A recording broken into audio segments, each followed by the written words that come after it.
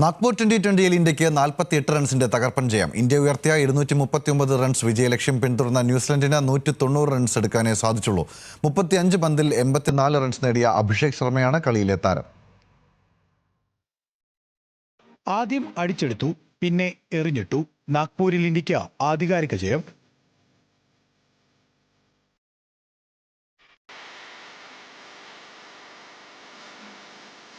Toss നഷ്ടപ്പെട്ട ബാറ്റിംഗിനിറങ്ങിയ ഇന്ത്യക്ക് രണ്ടാം ഓവറിൽ സഞ്ജുവിനെയും മൂന്നാം ഓവറിൽ ഇഷാൻ കിഷനെയും നഷ്ടമായി. എന്നാൽ നായകൻ സൂര്യകുമാറിനെ കൂട്ടുപിടിച്ച് അഭിഷേക് നടത്തിയത് ബാറ്റിംഗ് വെടിക്കെട്ട്.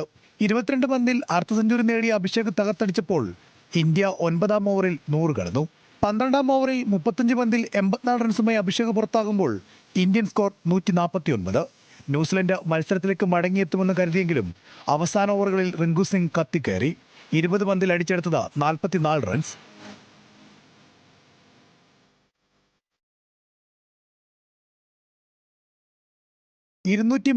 റൺസ് വിജയലക്ഷ്യവുമായി ഇറങ്ങിയ കിവീസിന് ഇന്നിംഗ്സിന്റെ രണ്ടാം പന്തിൽ തന്നെ ഡെവോൺ കോൺവേ നഷ്ടമായി. വിക്കറ്റിന് പിന്നിൽ സഞ്ജുവിന്റെ തകർപ്പൻ ക്യാച്ച്.